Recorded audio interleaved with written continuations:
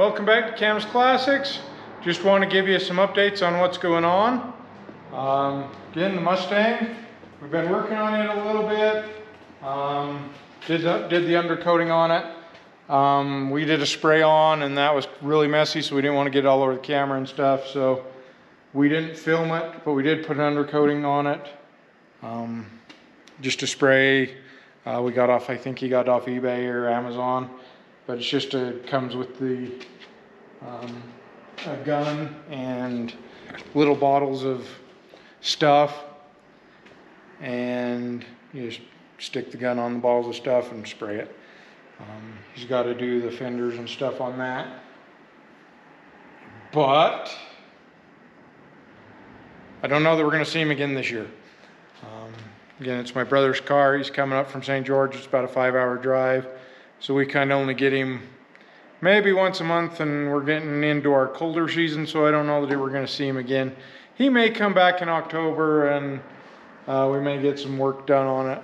But if not, this one's probably done for the year. Why have we not had a lot of videos this year? We have been extremely busy doing other stuff.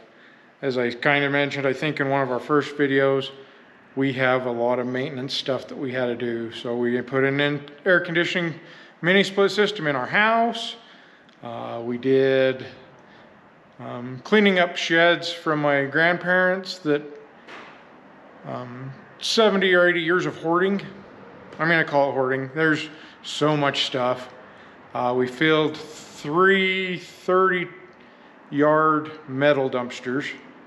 We have a 4th one sitting here that we're probably going to fill it. And then we filled 1 30-yard trash dumpster.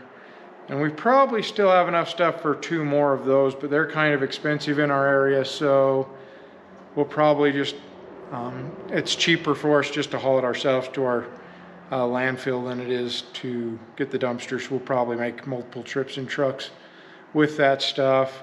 So we've been doing that. For this shop, we had our travel trailer in here. You've probably seen it in a bunch of videos. We're going to put a little lean-to on the back of this shop for it so that we can keep it out of this shop. I mean, it's a 1998 and it's still like brand new. It's in really good shape because it's been stored inside its entire life. So we want to keep it that way, but we also need room in here for projects. Let's go this way and I'll show you. You won't see the Oldsmobile in here. Again, the only thing I still know we have left on that is to set the speedometer, and we need to do an oil change on it. As we mentioned, we had water in the oil. We learned with aluminum heads. We had never used aluminum heads before, but with aluminum heads, you're supposed to torque them, run it through a heat cycle, torque them again. We didn't do that second torquing, and over time, it didn't necessarily loosen up, but the head gaskets failed, allowing water into the cylinders, water into the oil. So we've got that fixed, but we've got it pretty well, all of the water out of the oil. But before we put it away for the winter, we want to get out and run it just a little bit more, just to pump the oil through and kind of clean everything out and get that oil changed again. Underneath this tarp is our Firebird. I'm going to say here now, we're probably calling things quits for the winter. Again, our shop's not heated, so we kind of can work as we can. This one's waiting for a little bit of money as well. So the plan on this one, still kind of in the air. Again, we had the fire underneath the hood. Found out it was a loose hose clamp on the fuel injection system. Got fuel on the headers, fire. We lucked out in that we got the fire out fairly quickly. We recognized it, got the fire out, melted some of the plastic and wiring and stuff like that, but luckily it did not damage the paint or anything at all. So we were very fortunate in that. But it does give me the opportunity to kind of do some of the things I want to do. So I've never been happy with the rear end. Originally I had a 7.58 bolt or a 7.510 bolt, which was complete and utter junk. They were never good from the factory. This would have originally had a 12 bolt, much heavier duty, could handle that horsepower of that engine and everything just fine. 7.5, 10 bolt never would have handled it. If I'd have dumped the clutch, we probably would have ripped the rear end right out of it. Spun the axles or something. We would have destroyed that rear end. So I did find the I believe it's 8.2 bolt that would have been in the same series. Those were more in the 302, 350 cars, the 6-cylinder cars. Again, still not quite enough for the horsepower, but much better than what was in here. So that's what's in here now. I'm really looking at finding an aftermarket 12 bolt and putting in here. That takes us to the front end. These cars handle okay, but switching over to coilover with tubular front A-arm suspension really brings these cars to life, makes them a whole lot more fun to drive, makes them drive just even a whole lot better.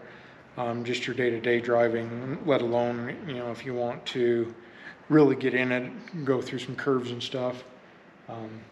It just wakes these cars right up. The other option, we either have to pull this engine and rework some stuff on it. It kind of has the same symptoms, not to the extent that the Oldsmobile had before the head gaskets went, but it kind of has those same symptoms. So I'm thinking at a minimum it's got to come heads apart, check the head gaskets, do new head bolts, probably new head gaskets if they're done. But then I'm not one to leave things alone. It's not an original 400 car. It was an originally 350 car. It's been upgraded to the 400. All of the emblems, all of the things that were in a 400 are now on this car. So if you saw this car next to a factory 400 of 1968, you wouldn't notice any of the differences. There was a few things like the grille surrounds were black in 68 on a 400, and this had the silver ones that are now black. Just some of that stuff has been, you know, we meticulously found out what a 400 had and built it to that. The 400 was in it when I got it, so changing it out isn't, you know, ruining a numbers matching car. I would never do that if I had, you know, a good block to work with. But what I'm looking at is for me to kind of do what I want with the 400 engine is going to cost me $5 to $6 grand for a top end kit. I'm pretty sure we roasted the fuel injection system, so we'd have to buy a new one of those. That's another 1,500 bucks or so. So when you start adding these things up, I'm approaching the point to make the same horsepower. I can get a LS3 530 horsepower from Blueprint Engines, put it in there. The LS engines are much more reliable, much more fuel efficient, and for me, reliability is a big thing. Right now, I wouldn't trust, well, even before the fire, I wouldn't trust this car to go 20 miles without having some sort of an issue, because it just has been overheating or it's been doing this or that, and it's just, frankly, I'm tired of it. So it's either rebuild the engine to be more reliable or put a new engine in it that is reliable. We've got the good transmission, so we don't have to mess with that. We got the Tremec 5-speed.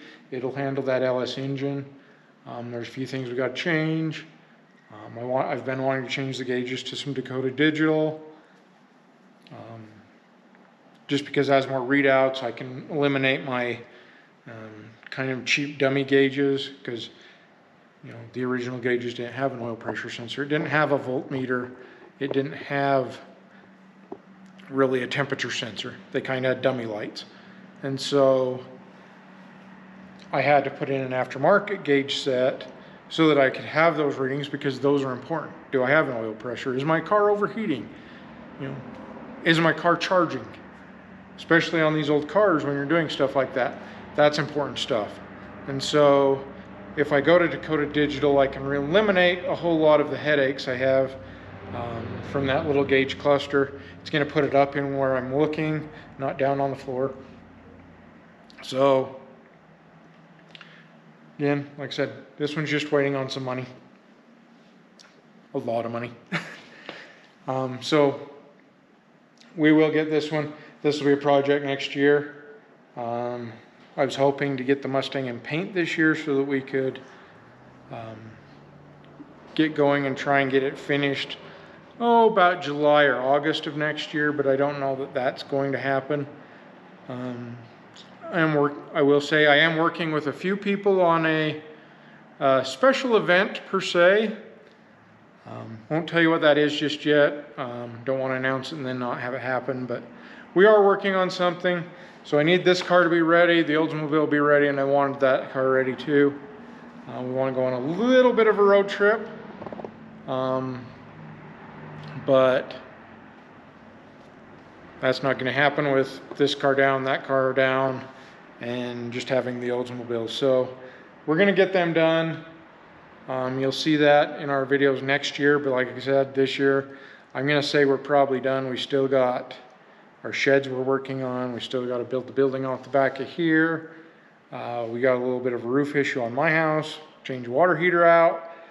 We just got so much maintenance stuff we neglected the past couple of years that it's kind of coming back to bite us now, or we're finally taking the time to do it. So thanks for watching, like, share, and subscribe.